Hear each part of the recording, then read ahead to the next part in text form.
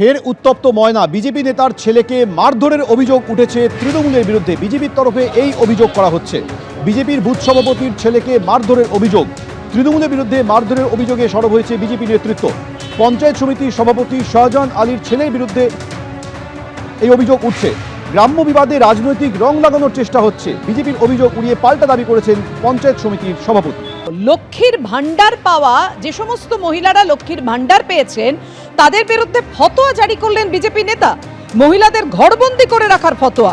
লক্ষ্মীর ভান্ডার পাওয়া মহিলারা জোড়া ফুলে ভোট দিতে গেলে তাদের বন্দি করে রাখুন। জোড়া ফুলে ভোট দিতে গেলে স্ত্রীকে ঘরবন্দি করে রাখুন স্বামীরা। জোড়া ফুলে নয়, পদ্মে ভোট দিতে হবে। বেফাঁস মন্তব্য বিজেপি রাজ্য কমিটির সদস্য বিজেপি নেতা কালীপদ সেনগুপ্ত। এই নির্বাচনে লক্ষ্মীর ভান্ডার পাওয়া মায়েরা ভারতীয় জনতা পার্টিকে যেমন ভোট দেবেন, এখনো লক্ষ্মীর ভান্ডার পাওয়া মায়েরা আছেন যারা জোড়া ফুলে ভোট দিতে যাবেন। আমি সেই সমস্ত পরিবারের স্বামীদেরকে বলছি, ওই মায়েদেরকে ঘরে বন্দি রেখে দেবেন। ভোটটা দিতে হবে পদ্ম ফুলে, জোড়া ফুলে নয়।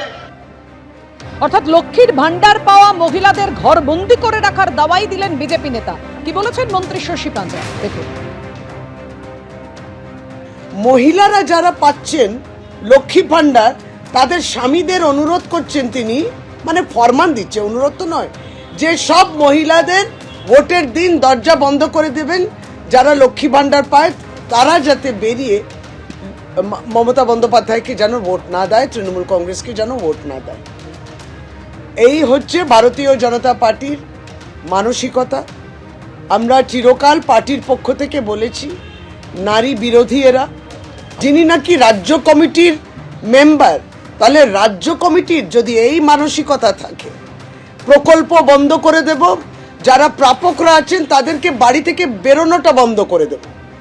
তাহলে ভারতীয় জনতা পার্টি, আপনারা যে নারী বিরোধী পার্টি এবং নারীরা কিংবা যে কোনো এই প্রকল্প যেটাতে নারীরা তার মধ্যে অন্তর্ভুক্ত থাকেন, সেইটা আপনারা চান না। বঞ্চনা করতে করতে কোন জায়গায় গেছে কেন্দ্রীয় সরকার, ভাজপা সরকার তো বঞ্চনা করেছে।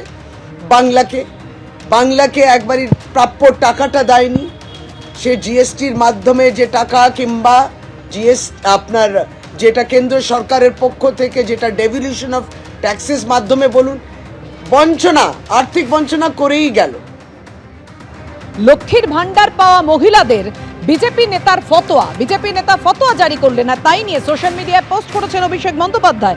লক্ষ্মীর ভান্ডার পাওয়া মহিলারা বাইরে ভোট দিতে যেতে পারবেন না, মহিলাদের ঘরবন্দি করে রাখতে বলছেন বিজেপি নেতা। এগুলোই হলো পশ্চিমবঙ্গ বিরোধীদের টুলকিট। এসআইআর এর মাধ্যমে ভোট চুরি থেকে নাম বাদ, সব কৌশল ফ্লপ হওয়ার পর এবার মহিলাদের ঘরবন্দি করে রাখার দাওয়াই। যাদের বন্দি করে রাখতে চাইছেন সেই মহিলারাই লাখে লাখে বুথে যাবেন। বিজেপিকে পশ্চিমবঙ্গ বিরোধী ও নারী বিরোধী বলে আক্রমণ শানিয়েছেন অভিষেক বন্দ্যোপাধ্যায় সোশ্যাল মিডিয়ায় পোস্ট করে।